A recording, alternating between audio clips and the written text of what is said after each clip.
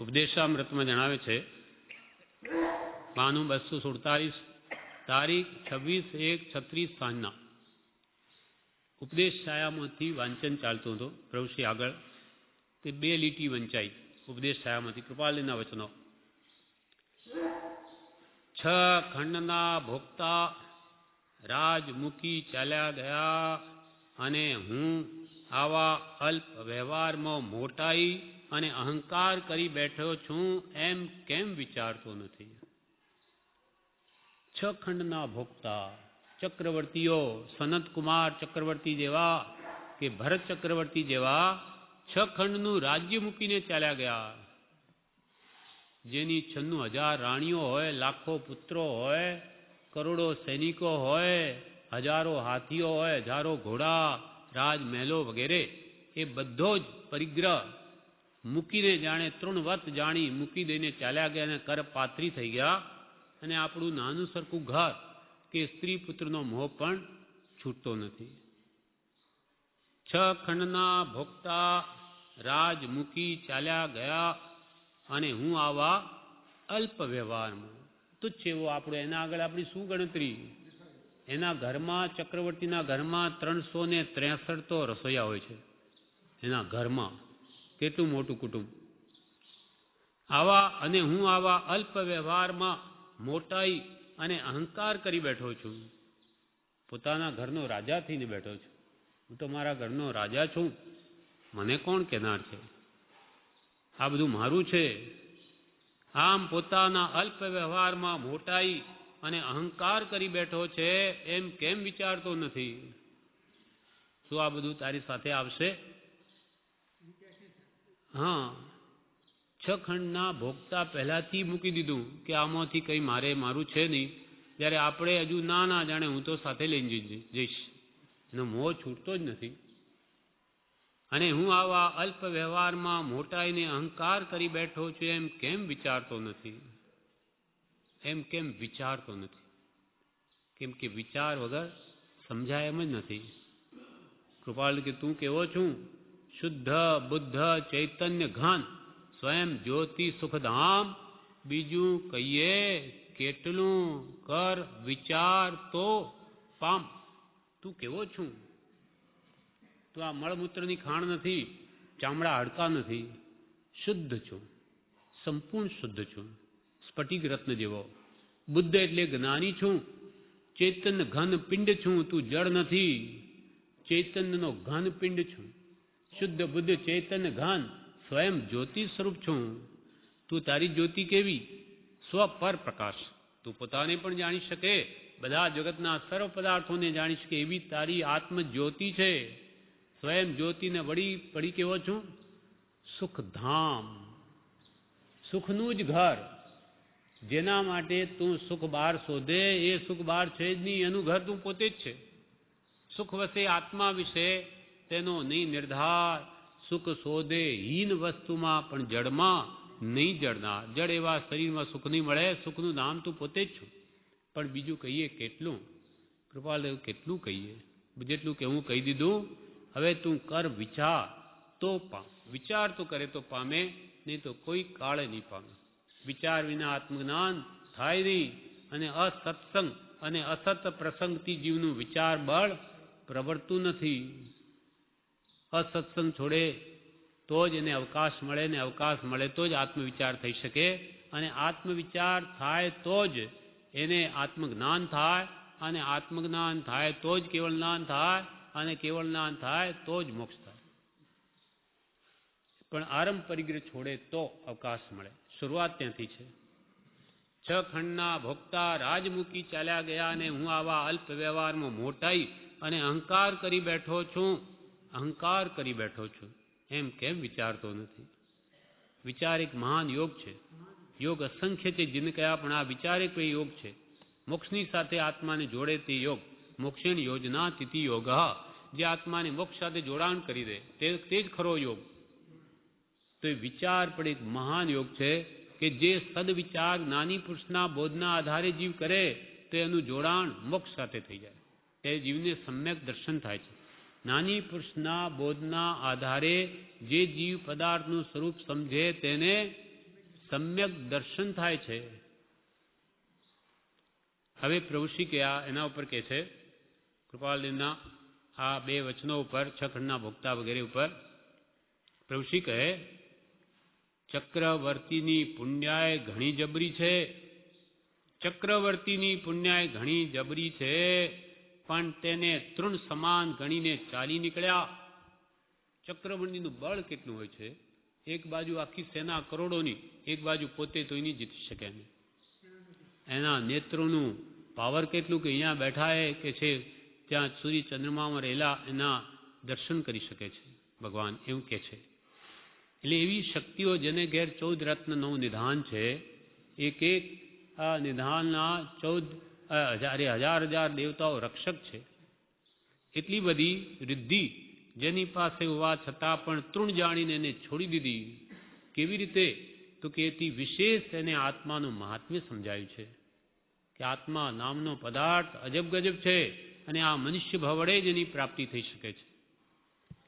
ચક્રવર્તીની પુણ્યાય ઘણી જબરી છે, પણ તેને તૃણ સમાન ગણીને ચાલી નીકળ્યા. ચક્રવર્તીની સાહેબી આગળ કોઈની સાહેબી નથી. એના પછીનો તીર્થંકરનો જ નંબર લાગે છે. બાકી આ મનુષ્યમાં ઇન્દ્ર જેવો છે ભગવાન. ભગવાન તીર્થંકરો તો જિનેન્દ્ર છે, આ નરેન્દ્ર છે. નરોમાં ઇન્દ્ર સમાન તે ચક્રવર્તી હોય છે. જેમ દેવોમાં ઇન્દ્ર હોય તે નરોમાં ઇન્દ્ર કોણ? ચક્રવર્તી. ચક્રવર્તીની સાહેબી આગળ કોઈની સાહેબી નથી. 14 રત્ન અને 9 નિધાનની સાહેબી જેની પાસે, પણ તે ગણી નહીં.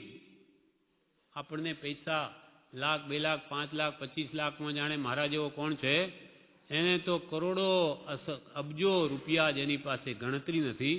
એટલા બધું હોવા છતાં તેને કાંઈ ગણ્યું જ નહીં. એમ તુચ્છ ભાસ્યું. કેમ કે એમને ભગવાનના ઉપદેશે સંતોષરૂપી ધન આવી ગયું.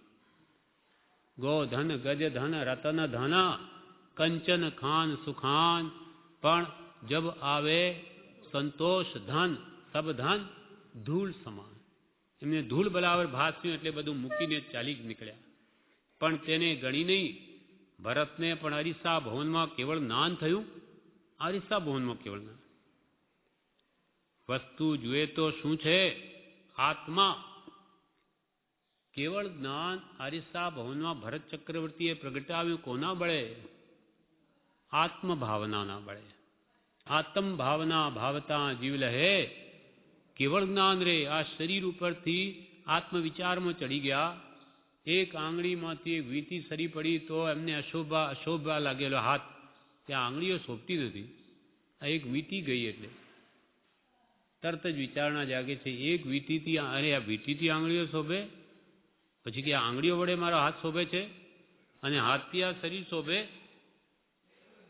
અને શરીર ચામડા શોભે, ચામડીથી.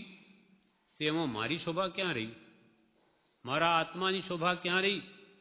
એમ આત્મવિચારણાએ ચડતા ચડતા શ્રેણી માંડી અને ઠેઠ કેવળનાન પ્રગટાવી લીધો. વસ્તુ જોઈએ તો શું છે? આત્મા. અને વાંકું શું છે? તો કે વિભાવ. વિભાવ એ વાંકો છે, સ્વભાવ એ જ સાચો છે. એટલે કૃપાલ કે વિભાવથી મુકાવવું અને સ્વભાવમાં આવવું એ જ જ્ઞાનીની પ્રધાન આજ્ઞા છે. મુખ્ય આપણે કરવાનું શું છે? વિભાવિક આત્મા સિવાય બધો વિભાવ ત્યાંથી છૂટવું છે અને સ્વભાવમાં આવવું છે. આત્મા સ્વભાવમાં આવી ગયો તો બધું જ દુઃખ ગયું. પણ આ પરમને પોતાનું માટે દંડાય છે. આપણે ચોરી કરી હોય તો માર ખાઈએ, તેમ નાનીઓ કે છે ભાવ ચોરી છે. દેહ તારું નહીં, કુટુંબ તારું નહીં, ધન તારું નહીં, મકાન તારું નહીં, પણ મારું કર્યું એટલે કે જે આ ભાવ ચોરી છે, ચોરી કરી તે પરભાવને, પર વસ્તુને પોતાની માની બેઠો, માટે દંડ ખાવો પડશે, માર ખાવા પડશે પરભાવમાં. એથી જ ભાવ વધે છે, મારાપણાથી. આત્મા વસ્તુ જુએ છે તો શું છે? તો કે આત્મા. વાંકું શું છે? તો કે વિભાવ. સ્વભાવમાં હોય તો બધું સીધું, સ્વભાવમાં હોય તો બધું સીધું. માટે પોકાર કરીને કહે છે કે આપ સ્વભાવ મારે અબધું સદા મગન મન રહેના, કોઈ નહીં તેરા कोई नहीं मेरा क्या करे तेरा मेरा, तेरा है सो तेरी पासे, तेरा है सो तेरी पासे, अवर सबे अनेरा आप स्वभाव मारे, अब धू सदा मगन मन रहना। પ્રભુ કે બીજાની લપ મૂકી દે, બીજાના વિકલ્પો શું કામ કરે, આપ સ્વભાવમાં રે અબધો સદા મગન મન રહેના, તું તારી સ્વભાવમાં સ્વપરિણતિને વિચારી એમાં મગ્ન રહે, આનંદમાં રહે. બીજાના દોષ જોઈ તો દુઃખી થઈશ, આ ભવે પ્રત્યક્ષ, અને આગલા ભવમાં પર નિંદાએ સબળ પાપ માનવું, એનું ફળ તો જો આગળ ભોગવાનું, પણ આ ભવમાં દુઃખી થઈશ, અને બીજાના ગુણ જોઈશ તો હમણાં જ સુખી થઈશ. એટલે ગુણગ્રાહી થવું એમ કહ્યું તો આ તત્ક્ષણ સુખ મળે, અને આગળ પણ એનું સમકિતની યોગ્યતા આવે. મૈત્રી, પ્રમોદ, કારુણ્ય, માધ્યસ્થ ચાર ભાવનાઓ વડે મૈત્રી ભાવ ભાવનાર માનવી મહાન છે, અને વૈર ભાવ ધારનાર મૈત્રીનો અજાણ છે. એમ સર્વ ગુણો પ્રત્યે જો પ્રમોદ ભાવ આવે તો એનો આત્મા સ્વભાવમાં રહી શકે, પણ બીજા તરફ જ જોયા કરે તો હંમેશા દુઃખી થાય અને કર્મ જ બાંધે. ફલાણો એવો છે, ફલાણો એથી તને શું ફાયદો? ભેંસના શિંગડા નાન્યું કે ભેંસને ભારે તને ક્યાં નડે? તો કે એના શિંગડા વાંકા છે અને એમાં માથું ભરાય કે નહીં? શેઠ બેઠા રોજે ઓટલા પર વિચાર કરે કે એના શિંગડા કેટલા વાંકા, હા ગોળ છે, એને અંદર માથું આવે ખરા આ જગ્યામાં? આમ 6 મહિના સુધી વિચાર કર્યો, એટલે એક દિવસ કે રોજ વિચાર આવે, આજે તો માથું ઘાલીને જોઈ જ લઉં, આવે છે કે નહીં. જેવું માથું ઘાલ્યું કે ભેંસ ભડકી અને શેઠને ઉપાડીને ફેંકી દીધા. ત્યારે બીજાએ પછી બેહોશ પડ્યા, ઠેકાણે લાવ્યા, પાણીનો ઉપચાર કે પછી કે શેઠ જરા વિચાર તો કરવો હતો, આવું તમે શું કર્યું? તો કે ભાઈ 6 મહિના સુધી વિચાર કરીને આ કામ કર્યું છે. આવા વિચાર કરવાના નથી કે 6 મહિના વિચાર કરીને આવા વિભાવમાં વર્તે કે એમાં જ વધારે ઊંડો જાય સંસારમાં, એના માટે વિચાર કરવા નથી કહ્યું, સ્વભાવમાં આવવા માટે કહ્યું છે. આવા વિચાર કરે તો બુરા હાલ જ થાય. આપ સ્વભાવમાં રે અબધું સદા મગનમન રહેના, પણ જીવ બીજું જોવા જાય છે, બીજાનું જોવા જાય છે. પણ જીવ બીજું જોવા જાય છે ત્યાં પગ મૂકતા પાપ છે, જોતા ઝેર છે, અને માથા મરણ રહ્યું છે, એમ વિચારી આજના દિવસમાં પ્રવેશ કર. કૃપાળદેવનું વાક્ય મૂક્યું, બોલ્યા પ્રભુશ્રીજી કે પ્રભુશ્રી કૃપાળદેવે તો કેમ કહ્યું છે? પ્રભુશ્રી કે પગ મૂકતા પાપ છે અને જોતા ઝેર છે. આંખ વડે વચન નયન યમનાઈ, આ જીવ વચનથી અને નયનથી વધારે કર્મ બાંધે. મોઢાના 2 કામ, એક તો સારો ખોટો સ્વાદ કરીને કર્મ બાંધે, અને બીજું ગમે તેમ બોલી વેર ભાવ બાંધીને કર્મ બાંધે. એટલે વચન અને નયન યમનાઈ, આંખોથી પણ રૂપાદી જોઈ જોઈને રાગ કર્યા કરે, આ સારું છે, આ મને ક્યારે મળશે, પેલો આહા એને તો પ્રાપ્ત છે, એમ જોઈ જોઈને ખોટી આકાંક્ષા તૃષ્ણા રાખીને કર્મ બાંધ્યા કરે. એટલે આપણને એ બ્રહ્મમાં કહ્યું કે વચન નયન યમનાહી, નહીં ઉદાસ અનભક્તથી તેમ ગૃહાદિક માહી. અનભક્ત છે એના પ્રત્યે હું દૂર નથી લેતો, ભક્તો નથી એનાથી દૂર રહેવું જોઈએ, સંસારી જીવોથી નથી, નિવૃત્તિ નિર્મળપણે ના. વચન નયન યમનાહી, નહીં ઉદાસ અનભક્તથી તેમ ગૃહાદિક માહી, તેમ ઘર આદિમાં પણ પ્રેમ ભાવ ઓછો નથી, ત્યાં પણ આસક્તિ ગાઢ પડી છે. એટલે કૃપાળદેવ ત્યાં સુધી કહ્યું કે અલંકાર આદિ કે ગ્રહ આદિની શોભા તે પ્રત્યક્ષ ઝેરનું ગ્રહણ છે. પ્રત્યક્ષ ઝેર કહ્યું છે કે આ જીવ આસક્તિ મોહ એટલો બધો થઈ જાય કે મરતી વખતે પછી એને આડું આવે કે આવું ઘર છોડીને મને જવું પડશે, આ બધા પૈસા આટલું બધું ભેગું કર્યું, બધું હવે અહીંયા જ રહી જશે, આખી જિંદગી જેના માટે હું મથ્યો. ત્યારે કે છે પહેલાં જ ચેતવું હતું કે આ બધું તારું છે જ નહીં, એ ભ્રાંતિ પહેલાંથી કાઢી નાખે તો જ સમાધિમણ થાય, નહીં તો અંત વખતે આ ઘર કે કુટુંબ કે ધન એ જ એને અસમાધિમણ કરાવી દે. અને જો ધનમાં મન રહી ગયું તો જ્યાં કંઈ ધન દાટેલું હોય ત્યાં સાફ થઈને તેના ઉપર બેસી રહે. અને રાજી થાય. એક ઉંદર સોનામોર દરમાંથી કાઢીને એને ફેંકે ઊંચીને રાજી થાય. જેમ આપણી પાસે સોનામોર ઘરે હોય ને, તિજોરીમાંથી બહાર કાઢીને જોઈને રાજી થાય કે આહા આટલું બધું મારી પાસે છે. તે પેલો ઉંદર પૂર્વમાં પરિગ્રહ રાગી એટલે જ્યાં સોનામોરોએ જોઈને રાજી થાય અને નાચે, એની સાથે રમાડે. એટલે કુમારપાલ રાજાને એકવાર જોયું હતું કે આને શું એનાથી મતલબ, એને શું કરવાની સોનામોર, કોઈ લોકને હોય તો કામ આવે. તે લઈ લીધી એની પાસેથી કે તરત જ એ તરફડીને મરી ગયું. હા, માથું પછાડીને એને કે અરે મારું બધું ગયું. કેમ કે ભાવમાં તો બધું પડ્યું છે, પરિગ્રહની સંજ્ઞા છે એ તો પડી છે. એમ આવા સંસ્કાર આપણે લઈને જો અહીંયાથી ગયા, એ મોહ જો અંદરથી નહીં કાઢ્યો તો ફરીથી આવા સ્થાને જન્મ લેવો પડશે. સાપ કે આવા ઉંદર થઈને રહેવું પડશે. મકાનમાં મોહ કર્યો બનાવીને સારું એવું, તો ત્યાં ઘરોલી કે બગીચામાં મોહ થયો તો અળસિયા કે દેડકા થઈને ફરવું પડશે. પુત્રી પુત્રમાં મન રહ્યું તો ત્યાં એના પેટે અવતરવું પડશે. માટે જ્ઞાનીઓ કે ક્યાંય મોહ રાખવા જેવું નથી. બધે પગ મૂકતા પાપ છે ને જોતા ઝેર છે ને માથે મરણ રહ્યું છે. કાલે એક ક્ષણનો આપણો ભરોસો નથી, મરી જઈએ તો શું સાથે લઈને જઈશું? ભાતું શું આગલા ભમ માથે મરણ રહ્યું છે. અહીંયા આપણે 5-25 વર્ષ હવે માંડ જીવવાના, માંડ એ તો વધારેમાં વધારે. તેના માટે આપણે એટલી બધી સગવડ કરી રાખી છે કે 4 પેઢી ખૂટે નહીં. જાણે લાખો ભેગા કરી રાખું, વૃદ્ધાવસ્થામાં આંચ ના આવે. કેટલા વર્ષ માટે? 5 કે 25 વર્ષ માટે. એ પણ છે કે નહીં ભગવાન જાણે.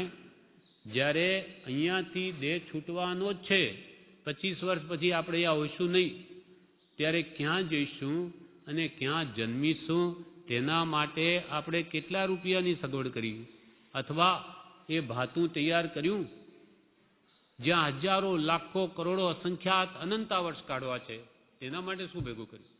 તો કે કંઈ નહીં. તો પછી આપણી કેટલી ભૂલ. એટલે પ્રભુ શ્રી કે પ્રભુ આ જીવ ખરો વાણિયો નથી, લાલો લાભ વિના લોટે નહીં, પણ એને તો ભાને નથી. વાણિયો ખરો હોય તો એ લાભ વગર વાત જ નહીં કરે. એટલે દ્રષ્ટાંત આવ્યું કે લાલો લાભ વિના લોટે નહીં. એક ઠેકાણે એક શેઠ પુત્ર, ત્યાં ભર બજારમાં કોઈનો રૂપિયો પડી ગયો. પહેલાં તો રૂપિયો એટલે પૈસો ગાડાના પેંડા જેવો, તો રૂપિયો કેટલો બધો કિંમતી. એટલે એને થયું કે હવે આ રૂપિયો તો લેવો છે, પણ એકદમ લઉં તો મને આ કોણ લેવા દે, કોઈ હાથ ઘાલવા ન દે. એટલે એણે શું કર્યું કે એકદમ જાણે પેલી મૂર્છા ફીટ આવે, ફીટ મરી આવે તેમ આમ પડી ગયો. ધીમે ધીમે હાથ પગ આમ હલાવી ધીમે ધીમે લઈને પેલો રૂપિયો આમ પડી જઈ ને ગજવામાં ઘાલી દીધો, હાથમાં લઈ લીધો. ત્યારે બીજાજીને શેઠને કહ્યું કે શેઠ, તમારા પુત્રને તો આ મૂર્છા આવે છે, પડી ગયેલો ત્યાં. એમ કે ત્યારે લાલાને બોલ્યા, લાલા કે શું બીજા કહે છે કે તું આજે ત્યાં પડી ગયેલો, મૂર્છા આવેલી? તો કે બાપા, હું આવી રીતે કંઈ પડી જાઉં અને તમને કહું નહીં, પણ ત્યાં શું થયેલું કે એક રૂપિયો પડેલો. હવે હું આવી રીતે લઉં તો કોઈ લેવા દે નહીં, એટલે મેં શું કર્યું કે જાણે ફીટ આવી, મૂર્છા આવી, એમ નીચે પડી, હાથ પગ હલાવી અને પેલો રૂપિયો લઈ લીધો. ત્યારે શેઠે કહ્યું કે હા, મને ખબર જ હતી કે મારો લાલો લાભ વિના લોટે જ નહીં. લાભ વિના તો લોટે નહીં. આ તો લાભ હતો એટલે તું લોટ્યો, એમ હું જાણતો જ હતો. પણ ઋષિ કહે છે આ જીવ ખરો વાણિયો નથી કે આવો અમૂલ્ય સમય તુચ્છ એવા પરિગ્રહ જે અહીંયા મૂકીને જવાનું છે ને ભેગું કરવામાં રાત દિવસ કાઢે, અને જ્યાં આપણી સાથે આવે એવા શુભ સંસ્કાર, શુભ ભાવ, તેથી જન્મ મરણ સુધરે, ભવો ભવ સુધરે, આત્મકલ્યાણનું સાધન બને, તેના માટે કાંઈ નથી કરતો, તો એના જેવો પછી કે કોણ મૂર્ખ? એટલે પ્રભુ કે પ્રભુ ખરો વાણિયો નથી. પગ મૂકતા પાપ છે, જોતા ઝેર છે ને માથે મરણ રહ્યું છે, એ વિચારી આજના દિવસમાં પ્રવેશ કર.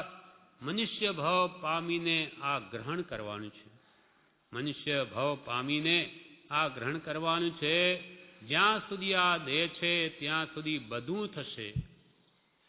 કૃપાળદેવ તો કહેતો કેવળ ના નહીં થશે, કરવું છે પુરુષાર્થહીનતાની વાત પણ સાંભળવી નહીં. કોઈ કે આ કાળમાં કેવળ જ્ઞાનથી સાંભળવું નહીં, બધું થાય તું કરવા માંડ. પુરુષાર્થ કરતો શું નહીં થાય ને પુરુષાર્થનો તારો ભાવ થયો તો તારી ભવસ્થિતિ પાકી સમજવી અને એમ થાય કે આપણાથી હવે કેવી રીતે થાય તો સમજવું કે ખરેખર તારી ભવસ્થિતિ પાકી જ નથી, કેમ કે તને આવા જ ભાવ થાય છે. એટલે જ્યાં સુધી આ દેહ છે ત્યાં સુધી બધું થશે.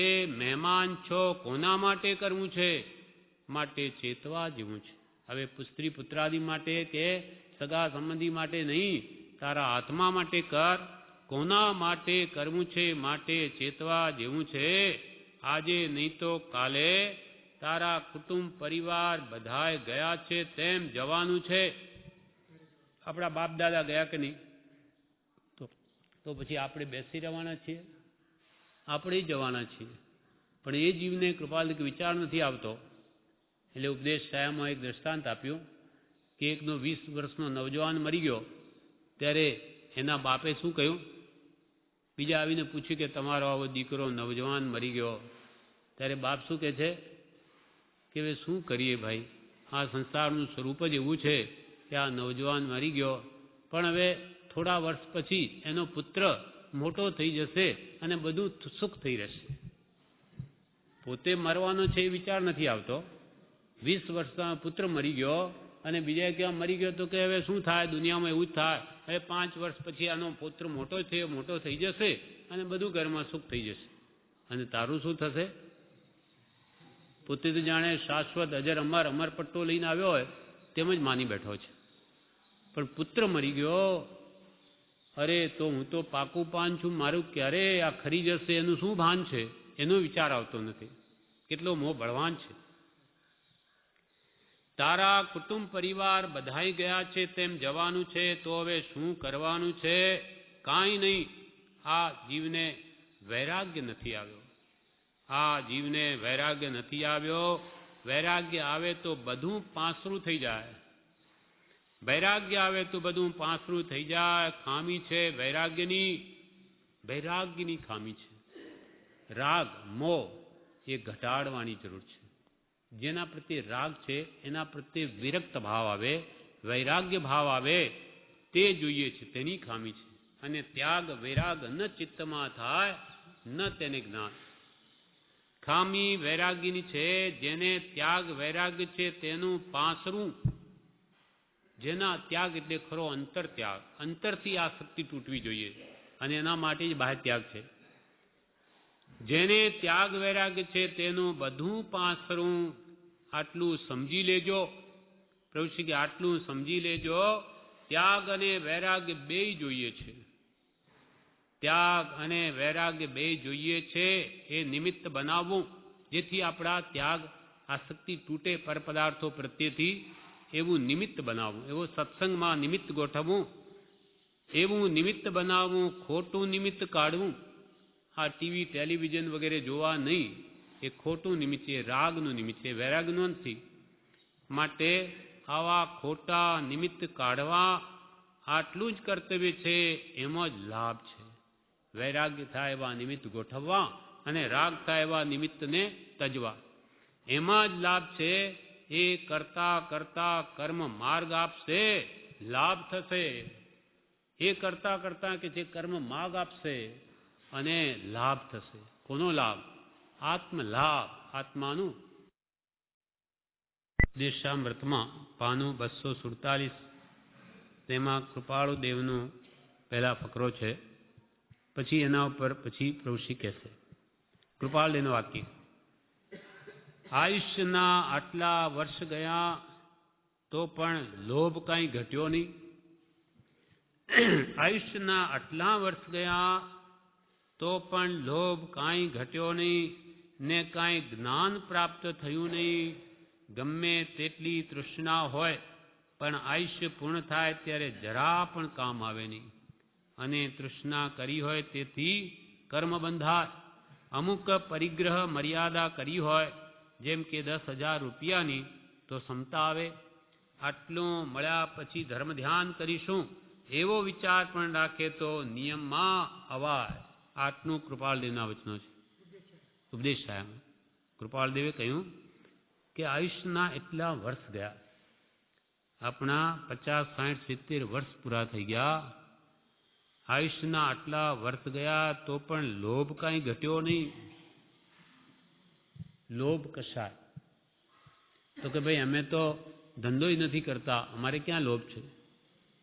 લોભની વ્યાખ્યા ઘણી મોટી છે.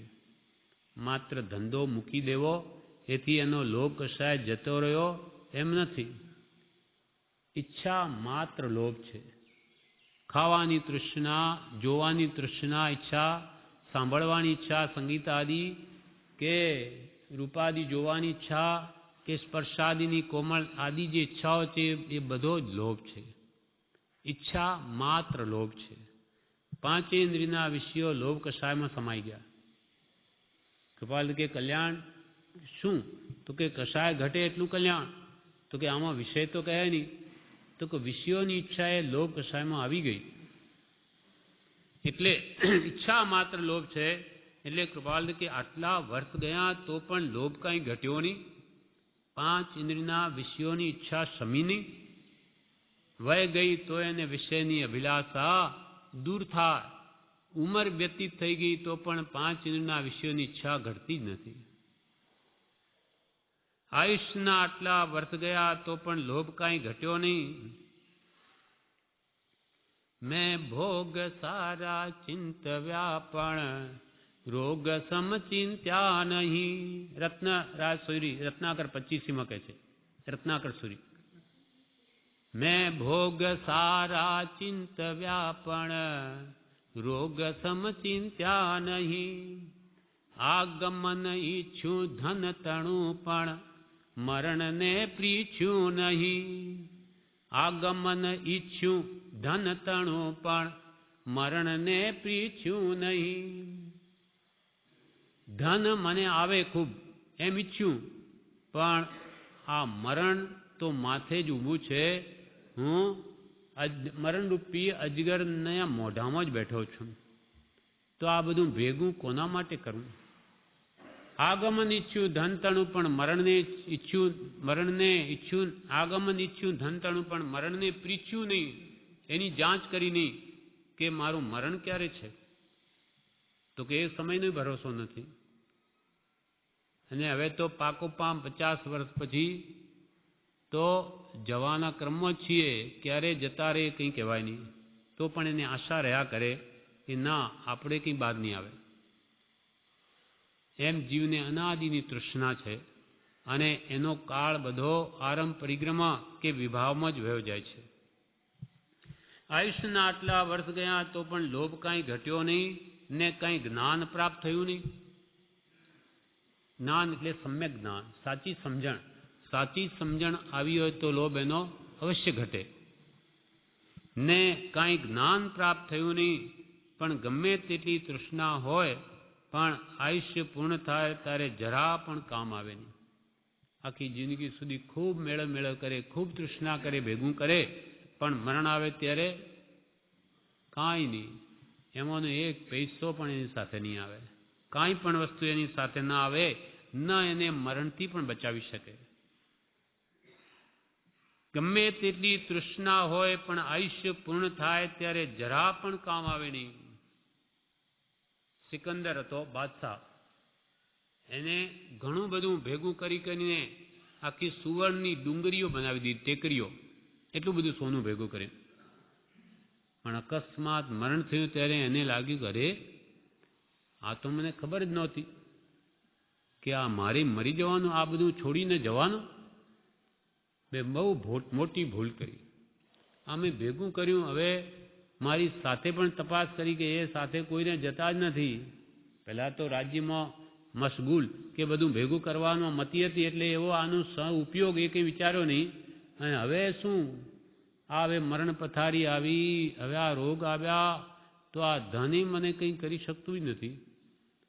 હકીમોને બોલાવ્યા, ડાક્ટરો, કાંઈ નહીં કરી શક્યા. એટલે એને થયું કે બધું આ તો અસાર છે, કંઈ મને ઉપયોગી નહીં થયું. એટલે કહ્યું બધાને કે હવે આ મારું મરણ જો થઈ જાય તે વખતે આ મારી ઠાઠડી, આ હકીમો, ડાક્ટરો, વૈદ્યો આ જે કહે છે બધાને બચાવી એના જ ખભા ઉપર ઉપાડજો. મને નહીં બચાવી શક્યા આ વૈદ્યો, હકીમો, અને બધી જ આ તમારી સમૃદ્ધિ છે બધી બહાર કાઢજો. વરઘોડામાં, શમશાન યાત્રામાં. એટલે લોકો જુએ કે જુઓ આને આટલું બધું ભેગું કર્યું, શું કામ આવ્યું, બધું મૂકીને ગયો, એવો એને ભાવ ઉપજો કે લોકો જાણે. અને ઠાઠડી મારા હાથ આમ બહાર ખાલી રાખજો, તે લોકો જાણે જુઓ ખાલી હાથે ગયો. આવું બધું એના કયા પ્રમાણે રાજ્યે હુકમ કર્યું રાજાના હુકમે, પણ એનો ભાવ કોઈ નહીં સમજી શકે. કારણ કે અનારી દેશ હતો. હવે દેશમાં બધા લોકો તો એમ માન્યું કે હવે આ તો મહારાજા એટલે બધું બહાર કાઢે જ ને. એની શમશાન યાત્રામાં એમ કરીને કોઈ એનો મર્મ નહીં સમજી શક્યો. પણ આ કથા કહીને જ્ઞાનીઓ આપણા માટે કહે છે કે એ તો નહીં સમજ્યા, પણ તું તો સમજ. જેમ એક મુલ્લા હતા, એ કબ્રસ્થાનમાં બધાને ગાળતા હતા લોકો, મુસલમાનો. એટલે મુલ્લાએ ત્યાં આવીને કુરાન વાંચવા બેઠો. ત્યારે મુલ્લા કહે કે ભાઈ અભી તો ये गुजर गए हैं, चल बसे हैं. तो कि भाई ये तो चल बसे हैं, पण आप तो जीवित बैठे हैं, आप तो सुनो. कि तो कि इधर क्या सुनना, वो तो घर पे, अरे घर पे तो मैं इनके रोज जाया करता था, पर कभी भी नहीं सुना. जब जाता हूं तो कहते थे कि समय नहीं है अभी तो. એટલે આ અહીંયા જ સમય મને મળ્યો છે કે તમે સાંભળો. તમારા ઘરે આવીશું તો તમે કહેશો અમને ક્યાં ટાઈમ છે. એટલે હવે નવરાયા બેઠા છો તો સાંભળો, કેમ કે તમારી આ સ્થિતિ થવાની છે. થોડા દિવસ પછી તમારી કબ્રમાં જ જવાનું છે. એમ જ્ઞાનીઓ કહે છે કે આ તૃષ્ણા ગમે એટલી કરે, ગમે એટલું ભેગું કરે, પણ મરણ વખતે કાંઈ કામ આવે નહીં. ગમે તેટલી તૃષ્ણા હોય પણ આયુષ્ય પૂર્ણ થાય ત્યારે જરા પણ કામ આવે નહીં. અને તૃષ્ણા કરી હોય તેથી કર્મ બંધાય. ભેગું કરવું એ સહેલું નથી. કેટલા સંકલ્પ, વિકલ્પ, રાગ, દ્વેષ, 18 પાપસ્થાન સેવીએ ત્યારે ધનાદિ ભેગું થાય છે. અમથું નથી થતું. એટલો કેટલો આરંભ કરીએ, કેટલો પરિગ્રહના વિચાર કરીએ, લેણ દેણના, ત્યારે તો ભેગું થાય. એટલે એ નિમિત્તે કરેલા જે ભાવો, તેથી જીવે બાંધેલા કર્મો, તે એને ભોગવા પડે. વસ્તુ નહીં ભોગવા, વસ્તુ અહીંયા જ રહે. એ તો વળી કોઈ બીજો જ ભોગવે. પણ એની પ્રાપ્તિના નિમિત્તે કરેલા ભાવો, તેનું ફળ પોતે જ ભોગવે. અને તૃષ્ણા કરી હોય તેથી કર્મ બંધાય. પણ કૃપાલદેવ કહે છે અમુક પરિગ્રહ મર્યાદા કરી હોય, જેમ કે 10,000 રૂપિયાની, તો ક્ષમતા આવે. કૃપાલે આપણને માર્ગદર્શન આપે છે કે આમ તો તૃષ્ણા આકાશના જેવી અનંત છે, એનો કોઈ અંત જ નથી. જ્યાં જેટલું મળે આગળ એને કંઈ ને કંઈ કારણો ઊભા થઈ જાય. 2 લાખ પાસે 50,000 નહીં હોય તો કે 5,000 કે 50,000 બહુ થઈ ગયા. એ થાય કે એટલે તરત જ મન આમાં શું, આ તો આ 2-4 ખર્ચા છોકરાઓના આ એ બધું પૂરું થઈ છે, ક્યાં આમાં વચ્ચે. એના કરતો લાખ હોય તો ઠીક. લાખ થાય ત્યારે એક વળી મકાન બાંધવું ને ફલાણા આને એ થાય. એટલે હવે તો 5 લાખ થાય તો ઠીક. 5 લાખ થાય હવે ગાડી લાવું, આ કરું, વ્યવહારમાં કે મોટો થાઉં, એમ પછી કે 10 લાખ થાય તો ઠીક. આમ કરતાં દરેક જીવની તૃષ્ણા એ બધા આપણને અનુભવ છે. કેમ કે જેમ લાભ થાય છે તેમ આનંદ થાય છે, વધારવાની ઈચ્છા થાય છે. એમ નથી કે હવે બસ બહુ થઈ ગયું, બંધ કરી દો. એમ ટાટા, બિરલા કે કોઈ મોટા ભાગે કોઈ બંધ કરતા નથી ધંધા. એમ આરંભ પરિગ્રહમાં જ લટક્યો રહે છે મરતા સુધી. કોણ જાણે કૃપાલ લક્ષી આદિમાં કેવી વિચિત્રતા રહી છે કે જેમ જેમ લાભ થતો જાય છે તેમ તેમ લોભની વૃદ્ધિ થતી જાય છે. ધર્મ સંબંધી કેટલું જ્ઞાન છતાં, ધર્મની દ્રઢતા છતાં પણ પરિગ્રહના પાશમાં પડેલો પુરુષ કોઈક જ છૂટી શકે છે. વૃત્તિ એમાં જ લટકી રહે છે. ધર્મ સંબંધી કેટલું જ્ઞાન હોય, જાણતો હોય કે આ બધું નાશવંત છે, મૂકીને જવાનું, તો પણ કે ના ભલે આવે. એ વૃત્તિ એમાં કે છે લટકી જ રહે છે. એટલે અહીંયા કહ્યું તૃષ્ણા કરી હોય તેથી જીવ કર્મબંધા બાંધે. પણ અમુક પરિગ્રહ મર્યાદા કરી હોય કે 10,000 રૂપિયાની, કે આજના જમાના 50,000ની કે લાખ 2 લાખની, તો ક્ષમતા આવે કે ભાઈ હવે આટલું આપણે કરવું, આટલું થઈ ગયું, બસ હવે બંધ કરો. એનું તો કોઈ પાર જ નથી. અને લાખ હોય તો એ 2 રોટલી જ ખાવાના છીએ, 50 લાખ હોય તો 2 રોટલી જ ખાવાના, કોઈ સોના મોહર ખાતું નથી. તો પછી આ ભેગું કરીને કરવું છે શું? જેમ કે 10,000 રૂપિયાની મર્યાદા પરિગ્રહની કરી હોય તો ક્ષમતા આવે, આટલું મળ્યા પછી ધર્મ ધ્યાન કરીશું એવો વિચાર પણ રાખે તો નિયમમાં આવાય કે આટલું આપણે થઈ જાય પછી આપણે બંધ. કેમ કે પૈસો એકમાત્ર જીવવાનું સાધન છે, એ જીવન નથી. અંગ્રેજ લોકો પણ સમજે છે. એ લોકોએ કહ્યું money is a means of living, not everything. પૈસો જીવવાનું સાધન છે, સર્વસ્વ નથી. એના માટે કે આખું જીવન અર્પણ ન કરી દેવાય.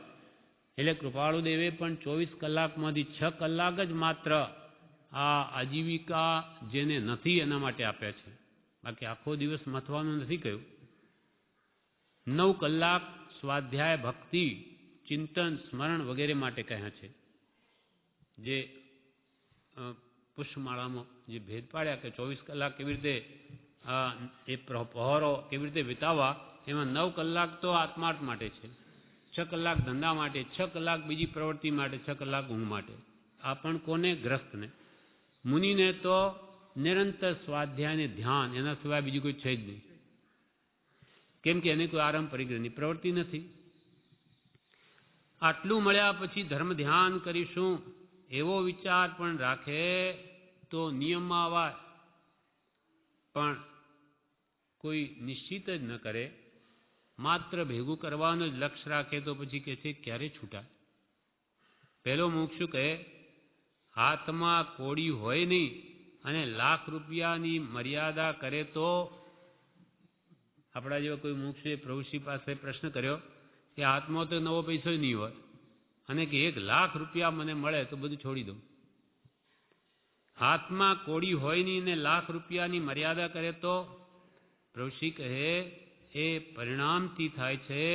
પરિણામ કલ્પના વાળું હોય તો જ એવું થાય. અપેક્ષા લઈને કહે કે મેં પણ એ પ્રમાણે કર્યું છે કે નહીં, પણ એ ખોટું છે. સમજવામાં એમ છે કે 10,000ની કમાણી નથી થા એવું અને લાખ રૂપિયાની મર્યાદા કરે એ ખોટું છે. સમજ્યા વગર કલ્યાણ થાય નહીં. ટૂંકામાં બધુંય પર છે, પોતાનું નથી. પ્રભુશ્રી કહે છે માર્ગ સમજણનો છે. પરિગ્રહની મર્યાદા પણ સમજણપૂર્વક અને પોતાના સ્ટેટસના આધારે કરવાનું કહ્યું છે કે જેથી આર ધ્યાન નહીં થાય. પણ સમજે જ નહીં અને કે આપણને તો એ 25 કરોડ રૂપિયા મળશે ત્યારે મૂકી દઈશું, છે નહીં 5,000 રૂપિયા અને 25 કરોડની મર્યાદા કરી દઈએ એમ તો એ કોઈ દિવસ એને થાય નહીં, એ છૂટી ન શકે. એનો આશય જો છૂટવાનો હોય તો કે 5-50 લાખથી કે આપણું તો બરોબર સારી રીતે ચાલી શકે આપણા સ્ટેન્ડર્ડ પ્રમાણે. માટે આપણે વિષયની જરૂર નથી. આપણી કમાણી પ્રમાણે અને 5 વર્ષમાં એ થઈ જતું હોય એ પ્રમાણે નિર્ણય કરવો જોઈએ અને એ પ્રમાણે એને પેલું એડજસ્ટ કરવું જોઈએ બધું. નહીં તો તૃષ્ણા તો બધા જ કરશે. પ્રભુશ્રી કહે એ તો પરિણામથી થાય, જેવા ભાવ એ પ્રમાણે થાય. સમજવામાં એમ જ છે કે 10,000ની કમાણી નહીં થાય એવું અને લાખ રૂપિયાની મર્યાદા કરે એ ખોટું છે. સમજ્યા વગર કલ્યાણ થાય નહીં. ટૂંકામાં બધું પર છે, પોતાનું નથી. ટૂંકામાં તો પ્રભુશ્રી કે ભલે 5,000 કે 10,000 કે લાખ બધું જ પર છે. અંતરમાં તો આ ભાવ રાખવો પડશે. શરીર છે, વ્યવહાર છે, કુટુંબ છે, એટલે સાધન જોઈએ તેટલા પૂરતું ઠીક છે. બાકી અંતરમાં તો એ પર છે, એ મારું નથી. એમાં પણ જો મમત્વ ભાવ રહી ગયો, ભલે 5,000 કે શું 500માં પણ, તો એ અનંત સંસાર વધારી દે. કેમ કે પરિગ્રહની વ્યાખ્યા ઉમા સ્વાતિ ભગવંતે મોક્ષશાસ્ત્રમાં શું કરી છે? મૂર્છા પરિગ્રહ. પરિગ્રહ કોને કહ્યો? મૂર્છાને. મૂર્છા એટલે મમત્વ ભાવ, મારાપણું, આ મારું છે કે પરિગ્રહ આવી ગયો. ભલે ને પાસે કાંઈ નહીં હોય, એક ભિખારી હોય, એક એલ્યુમિનિયમ વાટકું હોય, માનો કે ફાટલી તૂટલી ગોદડી હોય, પણ આસક્તિ ચક્રવર્તી કરતાં પણ વિશેષ હોઈ શકે કે કોઈ રાત્રે મારું આ વાટકું લઈ જશે તો, મારી ફાટલી 17 સાંધા હોય પણ આ ગોદડી કોઈ લઈ જશે તો જોવી ન ગમે, મેલી હોય, પણ એને અંદરમાં એમ રહેતું હોય કે આ મારું, આ તો ધન છે, એ કોઈ લઈ ગયું તો એ મહાપરિગ્રહી છે. અને ભરત ચક્રવર્તી જેવા, સનતકુમાર જેવાને 6 ખંડમાં પણ મમત ભાવ નથી, તો એ 6 ખંડનું આધિપત્ય નવનિધાન 14 રત્ન ઘરે હોવા છતાં પણ એ નિષ્પરિગ્રહી છે, એટલે ભાવોમાં છે.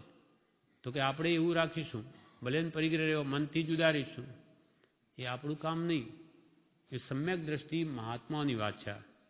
આપણે તો થોડુંક હોય તો એટલી બધી આસક્તિ થાય છે કે 50-100 રૂપિયા પણ જો ખોવાઈ જાય તો કેટલી બધા વિકલ્પો કરી નાખે. એક વાત આવે છે, એક મુમુક્ષુ હતા, બ્રહ્મચારીના ટાઈમમાં આણંદ ગયેલા, એટલે 100 રૂપિયા નોટ ખોવાઈ ગઈ, એટલે કોઈમાં સ્થિરતા આવે નહીં. એટલે બ્રહ્મચારી કહ્યું, કેમ એમ થાય છે આજે? તો કે સાહેબ આજે 100 રૂપિયાની નોટ ખોવાઈ ગયેલી. એટલે આખો દિવસ એના જ વિચાર આવે છે કે ક્યાં ગઈ, કેવી રીતે ખોવાઈ ગઈ. હવે લાખ વિચાર કરે પણ એ પાછી આવે એમ. એ કેમ એમ થાય છે? મૂર્છા. મારા પણ આ મારા હતા એટલે ગયા ક્યાં? એમ જીવે મમત્વ ભાવ જ કર્યો છે અનાદિથી. બેંક બેલેન્સ હોય મારા, હવે એમાંથી લાખમાંથી 1000 પણ જવા ના જોઈએ, 99,000 ન થવા જોઈએ. 1,01,000 ઉપર થાય તો ગમે, ઘટવું ના જોઈએ. ઘટે તો પાછા 2,000 કેમ કમાવું, 1000 જાય તો. એવી વૃત્તિ છે આપણી. એ પરિગ્રહ સંજ્ઞા છે, આજની નથી, અનાદિકાળની છે. એટલે પ્રભુશ્રી કહે છે, પ્રભુ જે કંઈ આપો તે લોભ છોડવા માટે. આટલો માત્ર કાંકરી આપું, મુઠ્ઠી દાળિયા આપું તો પણ મારો લોભ છોડવા. આ મને અનાદિકાળથી પજવે છે લોભ કશાય, એટલે છૂટતું નથી મારાપણું. એના માટે આ હવે મારા નહીં, એ આપી દીધા દાનમાં એટલે મારા નહીં એમ માનીને કે દાન કરવું. પણ પ્રભુશ્રી કે મુઠ્ઠી દાળિયા આપું એટલે પછી આગલા ભાવમાં મને એક ગુણી મળશે, આખી 10 મણની દાળિયા આપ્યા ને એવો ભાવ રહે તો શું કહે છે? એ દાન નથી, એ તો તીવ્ર લોભ કસાય છે. એને આ મુઠ્ઠી દાળિયા આપીને આખી ગુણી લેવી છે, સોદો છે, પણ એમ મળે નહીં. એવો ભાવથી જે દાન છે એને ગુણી ન મળે. એને તો જે આપ્યું એ ગયું. એ લોભથી આપ્યું એટલે આપનારું જે હતું હાથમાંથી એ ગયું. એટલે તૃષ્ણા જીર્ણ કરવા માટે જે કંઈ પણ દાન કરવું જોઈએ. તૃષ્ણા કરી હોય તેથી કર્મંધા, અમુક પરિગ્રહ મર્યાદા કરી હોય, જેમ કે 10,000 રૂપિયાની તો ક્ષમતા આવે, આટલું મળ્યા પછી ધર્મ ધ્યાન કરીશું એવો વિચાર પણ રાખે તો નિયમમાં અવાય. ત્યારે મુમુક્ષુ કે હાથમાં કોડી હોય ને એને લાખ રૂપિયાની મર્યાદા કરે તો ત્યારે પ્રભુશ્રી કહે કે સમજવામાં એમ છે કે 10,000ની કમાણી નથી થાય એવું, અને લાખ રૂપિયાની મર્યાદા કરે ખોટું છે. સમજ્યા વગર કલ્યાણ થાય નહીં. અને ટૂંકામાં પ્રભુશ્રી કે બધું પર છે, પોતાનું નથી. 5 રૂપિયા હોય તોય પર છે, એ મારા નથી. એ ભાવ તો અંતરમાં હંમેશા જોઈશે. બીજો મુમુક્ષુ કહે પરને તજવું અને પોતાનું કરવું. પર જે છે તે મૂકી દેવું અને પોતાનું જે સ્વ આત્માના અનંત ગુણો છે મેળવવા. ત્યારે ત્રીજો મુમુક્ષુ કહે શુદ્ધ બુદ્ધ ચૈતન્ય ઘન સ્વયં જ્યોતિ સુખધામ, બીજું કહીએ કેટલું કર વિચાર તો પામ. આત્મા તો શુદ્ધ છે, સહજાત્મ સ્વરૂપ છે, સંપૂર્ણ શુદ્ધ છે. સ્ફટિક જેવો અનંત ગુણનો ભંડાર છે એવો સંપૂર્ણ શુદ્ધ છે. અને બુદ્ધ એટલે જ્ઞાની, અનંત જ્ઞાન જેમાં રહેલું છે. અને ચૈતન્યનો ઘન પિંડ છે, તેમાં એક અંશ પણ એનો જડરૂપ નથી. એના અસંખ્યાત પ્રદેશ, એક પ્રદેશે ચેતનતા છે, જ્ઞાન દર્શન ચેતના છે. શુદ્ધ બુદ્ધ ચૈતન્ય ઘન સ્વયં જ્યોતિ સ્વરૂપ છે, જળ સ્વરૂપ નથી.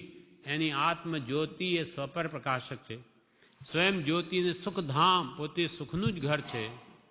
આવો આત્મા બહાર સુખ શોધે એ જ એની ભ્રાંતિ છે, એ જ ભૂલ છે. સુખધામ સમતા, રમતા, ઉરદતા, જ્ઞાયકતા, સુખભાસ, વેદકતા, ચૈતન્યતા એ સબ જીવ વિલાસ.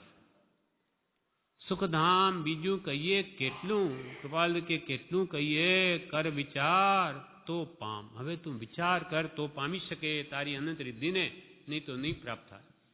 અમે બીજું કેટલું કહીએ? જેટલું કહેવાય એટલું બધું કહી દીધું. સંક્ષેપમાં સૂત્ર રૂપે આત્મસિદ્ધિમાં હવે તું વિચાર કર, એના પર તો તું જરૂર તે સ્વરૂપને પામીશ. પ્રભુશ્રી કહે, આ બધું પડી મૂકો, હજારો વાતો છે, પણ ટૂંકામાં એક આત્મા. હજારો લાખો વાર વાતો કરી પણ એ નહીં. આત્મ ભાવના ભાવતા જીવ લહે, કેવળ જ્ઞાન રે એ થાય તો સમજાય. કે લાખ વાર પરિગ્રહની વાત કરીને છોડે નહીં તો શું કામનું. એટલે પ્રભુશ્રી કે હવે આ બધું પડી મૂકો, હજારો વાતો છે, પણ ટૂંકામાં એક આત્મા. તારો તો એક આત્મા. આત્મા સિવાય જગતમાં તારું કાંઈ જ નથી. માની બેઠે એથી શું થાય? તું તો શરીરને પોતાનું માને કંઈ સાથે લઈ જાય છે. ઘર, પુત્રાદિ, કુટુંબ, ધનાદિ સાથે લઈ જાય છે. કાંઈ નહીં. પછી તારું ક્યાં રહ્યું? તું ગમે એટલું મારું મારું કર, તારું થવાનું જ નથી. ટૂંકામાં તારો એક આત્મા. હજારો લાખો વાર વાતો કરી પણ એ નહીં, એ તારું નહીં. પણ આત્મ ભાવના ભાવતા જીવ લહે, કેવળ જ્ઞાન. હવે તું આત્માની ભાવના, હું સહજાત્મ સ્વરૂપ છું, એથી બધું પર છે, મારું છે જ નહીં, એમ આત્માની ભાવના ભાવતા ભાવતા ઠેઠ કેવળ જ્ઞાન સુધી પહોંચી જશે. કૃત્ય થઈ જશે. પછી કંઈ કરવાનું નહીં રહે. એટલે આત્મ ભાવના આ જીવે ભાવી નથી. આવી સંસારની એ બધી ભાવના તો બહુ ભાવી, ને આજુ પણ એ જ આપણે ભાવીએ છીએ. પણ હવે પ્રભુશ્રી કે એ નહીં ભાવો, બધું મૂકી દો. હવે તો આત્મ ભાવના ભાવતા જીવ લહે, કેવળ જ્ઞાન રે. સહજાત્મ સ્વરૂપ જે આપણે મંત્ર આપ્યો છે તે આત્મ ભાવના છે. સહજાત્મ સ્વરૂપ કોનું સ્વરૂપ છે? સહજ આત્મ સ્વરૂપ, આત્માનું શુદ્ધ સ્વરૂપ, પરમ ગુરુ પંચ પરમેશ્વરીને છે એવું. એટલે એ આત્મ ભાવના જ છે. એ આત્માની ભાવના ભાવતા ભાવતા જીવ લહે, કેવળ જ્ઞાન રે એ થાય તો સમજાય. આત્મ ભાવના થાય તો આત્માના સુખનો અનુભવ થાય. મનુષ્ય ભાવ પામ્યા છો તો દેહ રહે ત્યાં સુધી સારું નિમિત્ત રાખ્યા કરવું, છોડવું નહીં. આપણને આ માનવ દેહ મળ્યો, ઢોર પશુ બન્યા નથી, તો હવે જ્યાં સુધી સારું નિમિત્ત રહે ત્યાં સુધી રાખવું, છોડવું નહીં. એથી લાભ થશે. આ નિમિત્ત મેળવ્યું તો સાંભળ્યું, આ નિમિત્ત મેળવ્યું સત્સંગનું કે સ્વાધ્યાયનું ભક્તિનું તો સાંભળ્યું. પ્રભુશ્રી કે અમારી પાસે આવે, આ નિમિત્ત મેળવ્યું તો આપણે આ સાંભળ્યું. આ નિમિત્ત મેળવ્યું તો સાંભળ્યું. મનમાં ભાવના કરવી કે સાંભળ સાંભળ કરવું, હું સમજું છું, હું જાણું છું એમ થા, પણ અલૌકિક દ્રષ્ટિથી સમજવાનું નથી કર્યું, શું કરીએ? ઋષિ કે આ નિમિત્ત સારું મળ્યું તો સારા વિચારો આવે અને વાસ્તવિક તત્વ જેમ છે તેમ જાણવા મળે. પણ હવે મનમાં ભાવના રાખવી કે હું સાંભળ સાંભળ કરું, ભગવાનની વાણીને સાંભળ સાંભળ કરું, પણ હું સમજું છું, હું જાણું છું એમ થાય. પણ આ જીવને મારે શું સાંભળવું? મને તો બધી ખબર છે, બધું મેં તો વાંચેલું, બધું જાણેલું છે, એવો ભાવ જીવને સહેજે થઈ આવે છે. એટલે હું સમજું છું, હું જાણું છું એમ જીવને થાય છે, પણ અલૌકિક દ્રષ્ટિથી સમજવાનું નથી કર્યું. બુદ્ધિ ગમે થયું, હા, અભિમાન કર્યું કે બુદ્ધિથી જાણ્યું, હા, દેહથી આત્મા ભિન્ન જ છે ને, રાગ દ્વેષ સંસારના કારણ જ છે ને. દેહ ક્યાં આપણો છે? બધા મૂકીને જવાના છે, કોઈ લઈ ગયું છે? આમ બધી વાતો કરીએ છીએ આપણે, પણ પ્રભુશ્રી કે અલૌકિક દ્રષ્ટિથી એ જ્ઞાન ગમ્ય નથી થયું, અંદરમાં ઉતર્યું નથી. પણ અલૌકિક દ્રષ્ટિથી સમજવાનું નથી કર્યું, શું કરીએ? ખેદ વ્યક્ત કરે છે. શું કરીએ? આ જીવ સહજમાં વાતો કરીને એને સામાન્ય પણ કાઢી નાખે છે, પણ અંતર આત્મદ્રષ્ટિ કરી અને અંદર પરિણામ આવતો જ નથી. આ પ્રમાણે આ વિભાગના એમના વચનો પૂરા થયા. એ આવતીકાલે આગળ લઈશું. પરમ ઉપકારી પરમ પૂજ્ય પ્રભુશ્રીના ઉપદેશામૃતમાં પાનું 248, એમાં પ્રભુશ્રી કહે છે, તારીખ 27/1/36 સવારના પ્રભુશ્રી કહે, ખામી પ્રમાદથી છે. ખામી પ્રમાદની છે, પ્રમાદે ભૂંડું કર્યું છે. પુરુષાર્થ આવ્યો હોત તો કલ્યાણ થઈ જાત. પૂર્વે જ્ઞાનીઓ મળ્યા હતા, પણ પુરુષાર્થ વગર યોગ નિષ્ફળ ગયો. પુરુષાર્થ વગર ખામી છે. અહીંથી બીજે જવું હોય તો ડગલા ભરવા પડે, પુરુષાર્થ કરવો પડે. કાગડા કૂતરાના અવતારમાં પણ આત્મા છે. એક પૂર્વકૃત મનુષ્ય ભાવ છે. માટે કહેવાનું કે ચેતો, હવે પુરુષાર્થની જરૂર છે. ખામી પ્રમાદની છે. બધું મળી ગયું, પુણ્ય તો બધું મેળવી આપ્યું. હવે ખામી આપણી એટલે પ્રમાદની, પુરુષાર્થની ખામી છે. કૃપાલ કે જીવને પ્રમાદમાં રતિ છે અનાદિથી, પણ તેમાં રતિ કરવા જેવું કંઈ દેખાતું નથી. પણ આ જીવ કે ઊભો હોય તો બેસવાનું મન થાય, ને બેઠો હોય તો સૂઈ જવાનું મન થાય. સૂઈ જઈએ, પછી ઉઠે જ નહીં. આજે તો રવિવાર છે એટલે 5 કલાક ઊંઘ જ કાઢે. કેમ કે એમાં એને સુખ ભાસે છે. કંઈ પણ ગપ્પા મારવા, હરવું ફરવું, ખાવું પીવું, લહેર કરવી, લહેર પાર્ટી, એમાં જ આનંદ આવે છે. પણ આ સ્થિતિ હું આજે શી કારણે પામ્યો, અને પછી શું દશા થશે, અહીંયાથી ક્યાંથી હું આવ્યો, ક્યાં જઈશ, એ કોઈને વિચારવાનો અવકાશ નથી મોટે ભાગે. એટલે પ્રભુ ખામી પ્રમાદની છે. પ્રમાદે ભૂંડું કર્યું છે, અનાદિથી રજરાવ્યા છે. મનોપર્યવ જ્ઞાનીને પણ નિગોદમાં લઈ ગયા. કોણ? પ્રમાદ. પ્રમાદથી મળેલું સ્વરૂપ પણ જીવ ભૂલી જાય છે. કેવળ જ્ઞાનીની નજીક પહોંચેલા 14 એવા 4 જ્ઞાનના ધરતા 14 પૂર્વધારીઓ ઉણે એટલે કે અંશે ઉણા નિગોદમાં લાભે. પ્રમાદે ભૂંડું કર્યું છે. પુરુષાર્થ આવ્યો તો કલ્યાણ થઈ જાત. આપણે જો પુરુષાર્થ કર્યો તો આજે આપણે અહીંયા હોત નહીં. જન્મ મરણના દુઃખ હોત નહીં. આદિ વ્યાધિ ઉપાધિના દુઃખ હોત નહીં. રોગ હોત નહીં. ચિંતા શોક હોત નહીં. પૂર્વે જ્ઞાનીઓ મળ્યા હતા. પ્રભુ કે પૂર્વે જ્ઞાનીઓ મળ્યા હતા. તીર્થંકરની સભામાં ગયો હતો આપણો જીવ. પૂર્વે જ્ઞાનીઓ મળ્યા હતા, પણ પુરુષાર્થ વગર તે યોગ નિષ્ફળ ગયો. પણ ભગવાને સમવસરણમાં ઉપદેશમાં જે કહ્યું તે જીવે માન્યું નહીં, શ્રદ્ધ્યું નહીં. સાંભળ્યું ખરું, પણ શ્રદ્ધ્યું નહીં. એટલે એ જ્ઞાન સમ્યકપણાને પામ્યું નહીં, અને ચારિત્રમાં આવ્યું નહીં, વર્તનમાં આવ્યું નહીં. માટે બધું નિષ્ફળ ગયું. પૂર્વે જ્ઞાનીઓ મળ્યા હતા, પણ પુરુષાર્થ વગર તે યોગ નિષ્ફળ ગયો. પુરુષાર્થની જ ખામી છે. અહીંથી બીજે જવું હોય તો પુરુષ કે ડગલા તો ભરવા પડે, પુરુષાર્થ કરવો પડે. મુંબઈ કે અમદાવાદ જવું હોય તો અહીંયાથી ડગલું ભરવું પડે. આપોઆપ કંઈ મુંબઈ કે અમદાવાદ અહીંયા આવે નહીં. લૌકિક કાર્ય કોઈ પણ કરવું પડે તોય કામ તો કરવું પડે. પૈસા જોઈતા હોય તો મહેનત કરવી પડે, ધંધો કરવો પડે, નોકરી કરવી પડે, બધું કરવું પડે. જેમ વ્યવહારમાં પણ કંઈ કાર્યની સિદ્ધિ નથી, તો વિના આરાધનાએ આત્માની સિદ્ધિ ક્યાંથી થાય? દ્રષ્ટાંત આપ્યું કે શાકભાજી લેવા જવા હોય તો 2, 5, 25 રૂપિયામાં કામ ચાલે, પણ હીરો ખરીદવા જવું હોય તો 5-50 હજાર પણ જોઈએ. આમ કંઈ 5 રૂપિયા લઈ જઈને ઝવેરીની દુકાને કે મને હીરો આપો તો કંઈ મળે? તેમ આત્મા જીવો જે સર્વથી શ્રેષ્ઠ વસ્તુ છે, એને પ્રાપ્ત કરવા માટે તો એનું મૂલ્ય પણ એટલું જ જોઈએ. નહીં તો એ પ્રાપ્તિ નહીં થાય. જ્યાં અનંત સુખ રહેલું છે, નહીં જેવા ઇન્દ્રિય સુખ માટે આપણે આખો મનુષ્ય ભાવ આપી દઈએ છીએ, તો જે આત્માનું અનંત સુખ, અનંત કાળનું, એ પ્રાપ્તિ માટે એને કેટલો પુરુષાર્થ જોઈએ. તો પણ સંસારના પુરુષાર્થ જેટલી પણ જરૂર નથી. એ કે એનું 6 આની તું બળ કરે ને 10 આની મેં ઉમેરી આપીશું.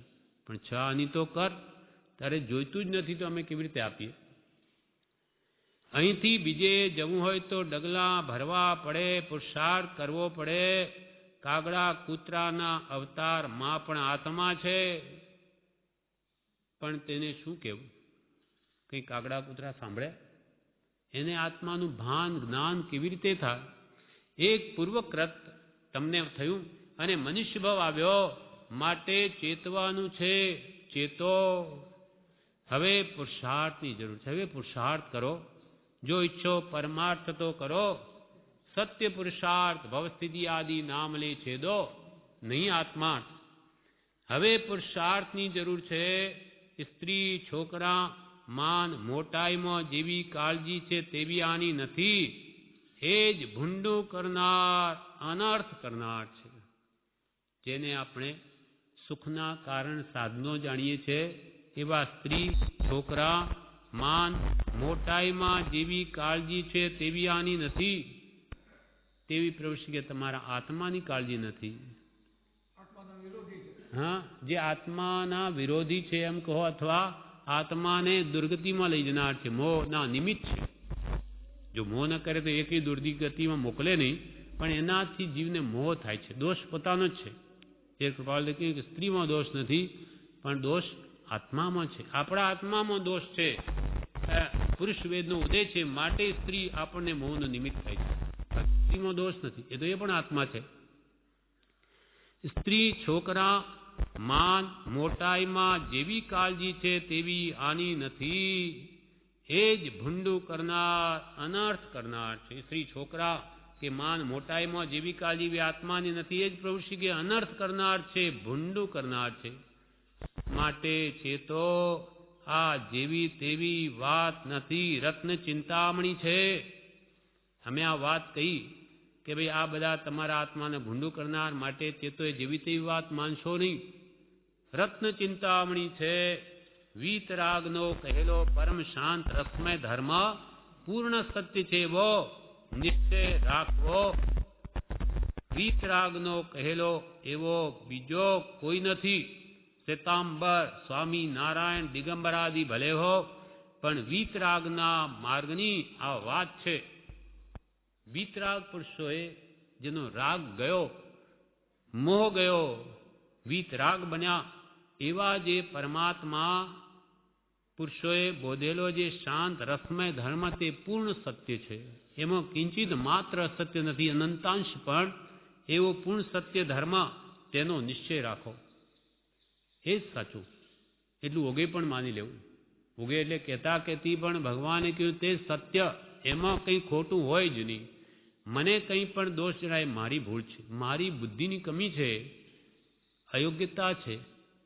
વિતરાગનો કહેલો પરમ શાંત રસમય ધર્મ તો પૂર્ણ સત્ય છે, એવો નિશ્ચય રાખો. પણ જીવના અનઅધિકારીપણાને લીધે તથા સત્પુરુષના યોગ વિના સમજાતું નથી. મારી અયોગ્યતાને લઈને નથી સમજાતું. મારી ભગવાન તે તો બધું સત્ય જ કહ્યું છે. શ્વેતાંબર, દિગંબર, સ્વામી નારાયણ આદિ ભલે હો, પણ આ તો વીતરાગના માર્ગની વાત છે. શ્વેતાંબર મતનો આગ્રહ હોય, અથવા દિગંબર મતનો આગ્રહ હોય કે અમે તો સ્વામિનારાયણ, એ ભલે હો, પણ વીતરાગના માર્ગની વાત છે. આ તો સાચો વીતરાગ માર્ગ, અનાદિ સનાતન જૈન ધર્મ, વીતરાગ માર્ગ. ત્યાં ગચ્છમતના ભેદ જ નથી. શ્વેતાંબર કે દિગંબર બધા માને તો ભગવાન 24 તીર્થંકરો ક્યાં અહીંયા બીજું છે? દિગંબરો પણ એ જ ભગવાનને માને, શ્વેતાંબર પણ એ જ માને. થોડી ક્રિયામાં કંઈ પણ તફાવત હોય તો એથી શું થઈ ગયું? કોઈ ચંદનથી ભગવાનની પૂજા કરે, કોઈ ફૂલોથી કરે, તો એમાં ફેર શું પડ્યો? એ તો ભક્તના ભાવ છે, ગમે તે રીતે કરો ને. પણ આ ગચ્છમતના કારણો ઊભા કરીને લડે અથવા ભેદ પાડે કે શ્વેતાંબર મિથ્યાત્વી, દિગંબર કહે. દિગંબરોને શ્વેતાંબરને પૂછ્યું તો કે દિગંબર મિથ્યાત્વી, અમે જે કરીએ સાચું. ત્યારે કૃપાલ કે ગચ્છમતની જે કલ્પના તે નહીં સદવ્યવહાર. કેમ કે ભાન નહીં, નિજ રૂપનું તે નિશ્ચય નહીં સાર. તને તારા સ્વરૂપનું જો ભાન થાય તો આવા ગચ્છમતના ભેદ જ નહીં રહે. તું અજ્ઞાની છું અને નિર્ણય કરવા બેઠો, તારો નિર્ણય બધો ખોટો. એટલે કે શ્વેતાંબર, સ્વામી નારાયણ, દિગંબર આદિ ભલે હો, પણ વિતરાગના માર્ગની વાત છે. તું ગમે તે ધર્મ માનતો હો, તેનો મને પક્ષપાત નથી. કૃપાલ ગમે તે તારી માન્યતા હો, પણ હવે જે રાહથી રાગ દેશ અજ્ઞાન રૂપ મળ નાશ થાય તે ધર્મ, સંસાર મળ નાશ થાય તે ભક્તિ, તે ધર્મ ને તે સદાચારને તું સેવજે. જે ભક્તિથી તારા રાગ દેશ અજ્ઞાન રૂપ મળ નાશ પામે એ કર. બાકી આ ધર્મના નામે આગ્રહથી કલ્યાણ નથી. સ્વ સ્વચ્છંદ મત આગ્રહ તજી વર્તે સદગુરુ લક્ષ સમકિત તેને ભાખ્યું કારણ ગણી પ્રત્યક્ષ તારો સ્વચ્છંદ ડાપણ મૂકી દઈ મતનો આગ્રહ મૂકી દઈ અને સદગુરુ કહે તેમ વર્ત. તે પામેની પૂર્ણ ચોકસી કરવી. સાચા સદગુરુ મળ્યા તો એ કેમ કર્યા કરવું. વર્તે સદગુરુ લક્ષ તો પામે સમકિતને અનાદિકાળમાં નથી પ્રાપ્તિ થઈ તે સમ્યક દર્શનની પ્રાપ્તિ થઈ જશે અને તો પામે સમકિતને વર્તે અંતર શોધ. તારા અંતરાત્માની શોધ ચાલુ થઈ જશે. જો સદગુરુ આજ્ઞા વર્તીશ તો હું કોણ છું, ક્યાંથી થયો, એ સાચા ભાવો અંતરથી ઉઠશે. અંતર શોધ થશે. તું ગમે તે ધર્માંતર તેને મને પક્ષપાત નથી. જીવના અનધિકારીપણાને લીધે તથા સત્પુરુષના યોગ વિના સમજાતું નથી. આ વચનો ભાલોડા જાણો ઘૂંટીને પી જવા. આ તો મેં જાણ્યું એમ કરે છે પણ જા મૂર્ખા, આ તો ચિંતામણી છે, જેવી તેવી વાત નથી. ઋષિ કહે છે કે વિતરાગનો આ માર્ગ છે, આને આ વચનોને ભાલોડા જાણો. એટલે કે આ વચનો ભાલો વાગ્યો તો કેવી રીતે અંદરમાં દુઃખ થાય, ખૂંચાઈ જાય, અંદર ભેદાઈ જાય અંતર. તેમ અંતરમાં ઉતારી નાખો કે વિતરાગે કહેલું તો સત્ય જ છે. આ શ્રદ્ધા એ સમકી છે. તત્વા શ્રદ્ધાનામ સમ્યક દર્શનમ. તત્વોની શ્રદ્ધા એ સમકી છે. આ વચનોને ભાલોડા જાણો ઘૂંટીને પી જવા. ઘૂંટીને પી જવા એટલે અંતરમાં ઉતારી દેવા. આ વચનોને માન્ય કરી દેવા. ઉતારી દેવા એટલે કે આ પુસ્તકને ઘૂંટીને પી જવા એમ નહીં. એ વચનોને અંતરમાં ઉતારી જવા કે ભગવાને કહ્યું તે સત્ય જ છે, માની લેવું. મને નહીં સમજાય, મારી યોગ્યતા નથી. વિષય કશે આપણે સેવીએ છે પણ એ ખોટા જ છે. કેમ તો કે ભગવાને કહ્યું છે. મને તો સારા લાગે, તને ગમે તેટલા સારા લાગે ને. નાની કે ઝેર છે એટલે ઝેર છે. મને ભલે અમૃત દેખાતું હોય. એવી શ્રદ્ધા જોઈએ. માર્ગ ધિક્કારી જીવના અનધિકારીપણાને લીધે તથા સત્પુરુષના યોગ વિના સમજાતું નથી. આ વચનો ભાલોડા જાણો. સત્પુરુષનો યોગ નથી માટે નથી સમજાતું, અને તમારી યોગ્યતા નથી, પૂર્વ આરાધકપણું નથી માટે નથી સમજાતું. આ વચનને ભાલોડા જાણો ઘૂંટીને પી જવા. આ તો મેં જાણ્યું, આ તો મને ખબર છે, આ તો મેં જાણ્યું એમ કરે છે પણ જા મૂર્ખા, આ તો ચિંતામણી છે, જેવી તેવી વાત નથી. સત્પુરુષ વિના સમજાતું નથી. આજ ખામી, આજ અવગુણ, આજ ભૂલ, આજ અંધારું જે કહો તે. કે સત્પુરુષની હાજરી નથી માટે વાસ્તવિક તત્વ સમજાતું નથી. આજ ભૂલ છે, આજ ખામી છે, આજ અવગુણ છે, આજ અંધારું. જે કહો તે સમજણ આવવી જોઈએ. આથી ભવ સુધરશે. નાનીના ઉપદેશના આધારે આપણી સમજણને ફેરવી નાખીએ તો પ્રભુ કે તમારો ભવ સુધરી જશે. એની હાય હા, એની માન્યતાએ માન્ય કરી લેવું. આપણી મિથ્યા માન્યતાઓને તજી દેવી. દે તે હું, આમ આપણે માનીએ છીએ, પણ નાની કે મિથ્યા, દે તે તું નહીં, તું આત્મા. તો કે આમ પ્રભુ આપ કહો તે. આપણી મિથ્યા માન્યતાને મૂકી દઈ એ જે કે તે માન્ય તો કરી લો. તું સજાત્મ સ્વરૂપ, તો હું સજાત્મ સ્વરૂપ, મને ખબર નથી એમ જાણે. સદગુરુ ઉપદેશથી રે કહ્યું જ્ઞાન તેનું નામ ખાસ. ખાસ ને ખાસ મૂળભૂત જ્ઞાન. મને ખબર નથી, હું દેહથી ભિન્ન ઉપયોગી સ્વરૂપ આત્મા છું, શાશ્વત. પણ મારા ગુરુએ એમ કહ્યું છે માટે મને માન્ય છે. એ શ્રદ્ધામાં સમકિત રહ્યું અને એ સમજણ આવવી જોઈએ. આથી ભાવ સુધરજે, સુધરશે, તારું કામ થઈ જશે, ઘણું હિત થશે. આ વાત વિચારવા જેવી નહીં. ઋષિ પ્રશ્ન કરે છે, આ અમે જે કહ્યું આ વાત વિચારવા જેવી નહીં. હું જાણું છે પડી મૂક. પ્રભુશ્રી કહે છે હું જાણું છે પડી મૂક. કોતરી કોતરીને વચનો લખ્યા છે, ખબર નથી તુંબડીમાં કાંકરા. આ સવાલ જેવો તેવો નથી, તૈયાર થઈ જાઓ. કોતરી કોતરીને લખ્યા છે. એટલે કે હવે એને એવા કોતરી નાખો વચનને હૃદયમાં લખો, એટલે ટંકોત્કીર્ણવત કરી દો. ટાંકીથી કોતરાઈ ગયો પથ્થરમાં તો કોઈ દિવસ જાય નહીં. તેમ આ વચનોને હૃદય અંદરમાં કોતરી નાખો. પણ પ્રભુશ્રી કે ખબર નથી, ખાલી દાપણ કરે છે, તુંબડીમાં કાંકરા. આ સવાલ જેવો તેવો નથી. તૈયાર થઈ જાઓ, ભલે ને કકડા થાઓ, સૂજે તેમ થાઓ, પણ તૈયાર થાઓ. અહીં મરી જવું, લાખો રૂપિયા ખાલી થઈ જાય, દેહ પડી જાય, પણ તૈયાર થાઓ. પ્રભુશ્રી કહે છે કે અમે આ કહીએ છીએ, આ જ્ઞાનીનું કહેલું કહીએ છીએ, આ જેવું તેવું માનશો નહીં. ભલે ને કકડા થઈ જાય. કકડા શું કોઈ મારે એવો ઉપસર્ગ તો કોઈક જ વાર ભાગ્ય આવે, બાકી મરણ તો અવશ્ય આવવાનું છે. માટે કે મરી જજો, પણ સત્સંગ કરજો. સત્સંગમાં મરી જવું. બીજે કે સોનાની લાણી થતી હોય, હીરા મોતી વેચાતા હોય, ભેટ આપતા હોય, તોય નહીં જવું. અને સત્સંગમાં ભાલાના વરસાદ વરસતા હોય તોય રહેવું. પ્રભુશ્રી આવું કેમ કે છે કે તને સત્સંગનું મહાત્મ્ય નથી, એ ભાલોડા નથી, એ વચનો તારા અંદરના બધા રોગ કાઢી નાખશે. જેમ આપણે પેટમાં ઘણો મેલ જામ્યો હોય ત્યારે વૈદ આપણને બધો રેચ આપે, એ જુલાબ એવો આપે કે બધું ખોતરી ખોતરીને આંતરડામાંથી બહાર પડે. ત્યારે આપણને દુખે, પીડા પણ થાય, પણ આપણે સહન કરીએ છીએ કે ચાલો આ બધો કચરો છે, વૈદ કે છે બરોબર છે, એટલે એને બધું બહાર કાઢીએ છીએ. તેમ શરૂઆતમાં કદાચ એ પ્રાથમિક ભૂમિકા કઠણ પણ હોય, સત્સંગમાં કદાચ ન પણ ગમે શરૂઆતમાં, પણ પછી એને વાસ્તવિક તત્વ સમજાતા, સત્પુરુષના વચનમાં રસ આવતા પછી એને બહાર એક દિવસ પણ નહીં ગમે, એ વચનો વગર નહીં ગમે, ભક્તિ વગર નહીં ગમે, એવું થઈ જાય. અને ભવો ભવે સુખી થઈ જાય.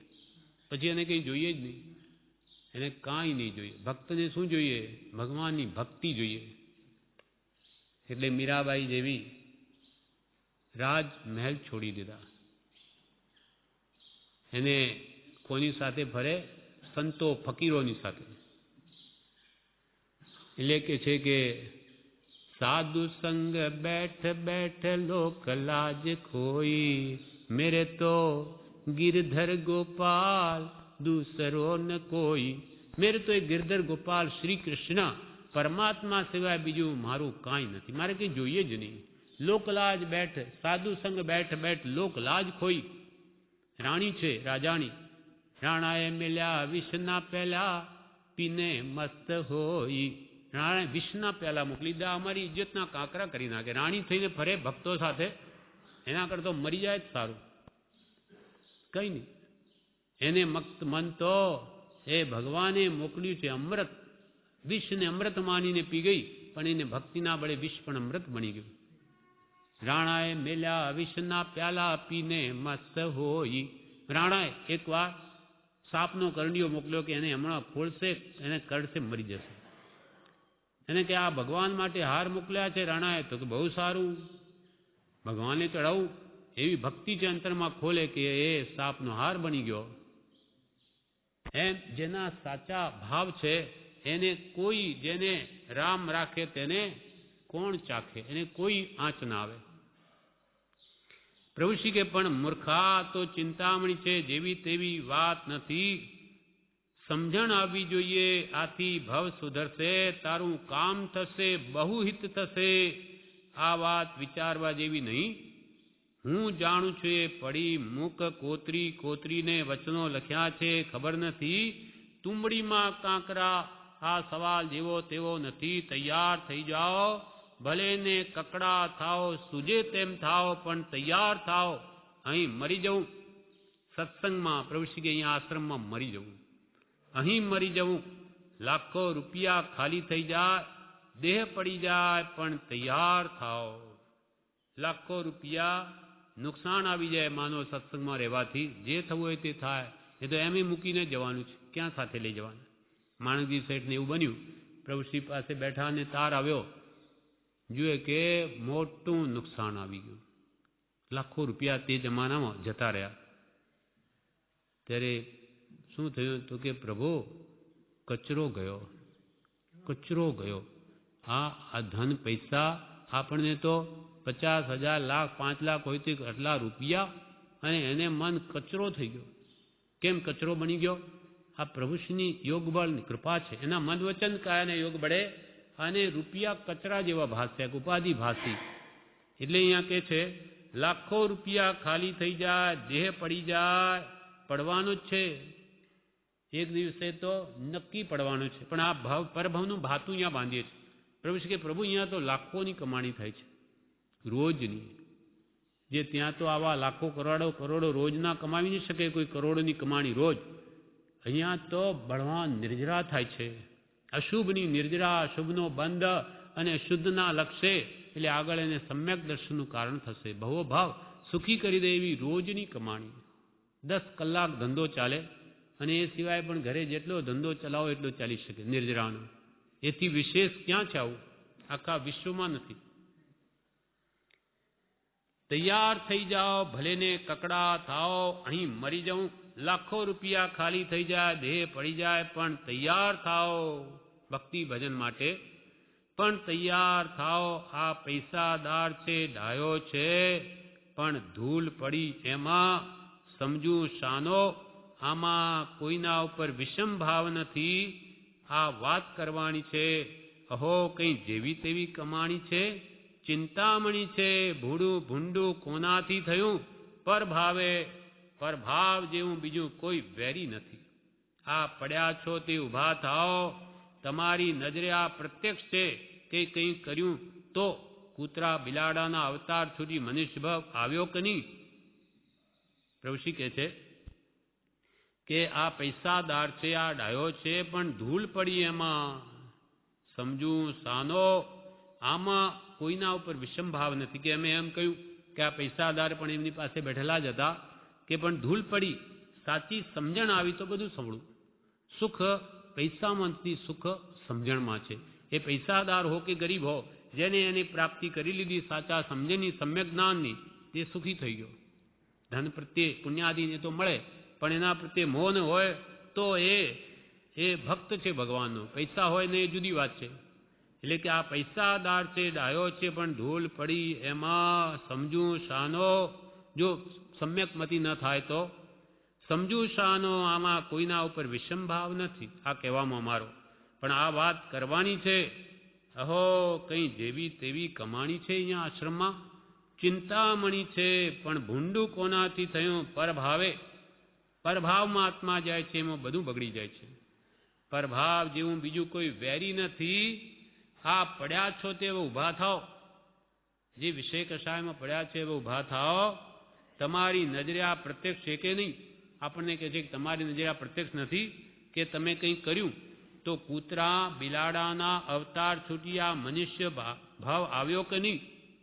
તમે કંઈક કર્યું તો મનુષ્ય પામ્યા ને. બહુ પુણ્ય કેરા પુંજથી શુભ દેહ. દેહ તો ઘણાને મળે, પણ આપણો તો શુભ દેહ છે. મોક્ષે લઈ જા એવી પુણ્યની કમાણી કોઈ થઈ છે ત્યારે આવો જોગ મળ્યો.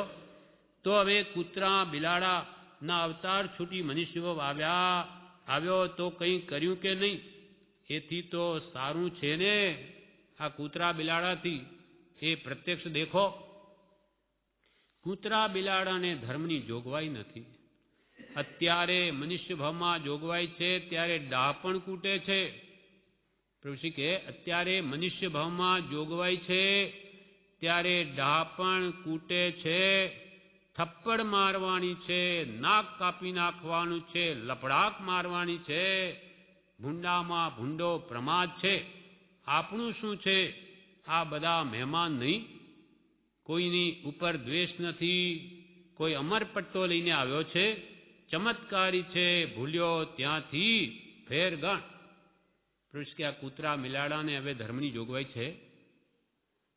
અત્યારે મનુષ્યભાવમાં જોગવાઈ છે, ત્યારે કે છે કે આ ડાપણ કૂટે છે, અથવા વિષય કષાયમાં વૃત્તિને લગાવે છે.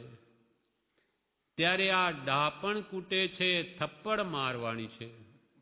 પુરુષ કે આ નકટા જીવને થપ્પડ મારવાની છે, નાક કાપી નાખવાનું છે, લપડાક મારવાની છે. કેમ કે ભૂંડામાં ભૂંડો પ્રમાદ છે, તેમાં આ જીવ પડ્યો છે. ભૂંડામાં ભૂંડો પ્રમાદ છે. આપણું શું છે? ધન માલ મિલકત તો બીજી વાત રહી, આ દેહ તારો નથી. તું જેને પોતાનું માને એ તો આપણું શું છે? આ બધા મહેમાન નહીં? તમે બધા મહેમાન નહીં? મહેમાન આપણા ઘરે આવે 4-5 દિવસ રવાના થાય, તેમ તમે આ દેહમાં આ ધમો મહેમાન જ છો. 5-25 વર્ષથી તમારે આ મૂકીને જ જવાનું. આ બધા મહેમાન નહીં. કોઈની ઉપર દ્વેષ નથી. અમે ક્યાં કંઈ દ્વેષથી બોલીએ છીએ પ્રભુ કે એમ નહીં. કોઈની ઉપર દ્વેષ નહીં, પણ કોઈ અમરપટ્ટો લઈને આવ્યો છે. ત્યાં આટલા બધા આપણે બેઠા, કોઈ મરણની સાથે મિત્રતા છે, અથવા હું નહીં જ મરું એવું કંઈ છે? એટલે પ્રભુ કે કોઈ અમરપટ્ટો લઈને આવ્યા છો? ચમત્કારી વાત છે. ભૂલ્યો ત્યાંથી ફેર ગણ. ત્યારથી ભૂલ થઈ, ત્યાંથી ભૂલ સરવાળામાં થઈ ગયો, શું કરીએ? ફરી ગણવા માંડીએ. મોડો ઉઠ્યો હોય તો જાગ્યા ત્યાંથી સવાર, કે ભાઈ હમણાં બહાને આવ્યો તો હમણાં જ થઈ, પણ તું કરવા માંડ. આ પ્રમાણે આગળ પ્રભુ જણાવે છે, જે આપણે આવતીકાલે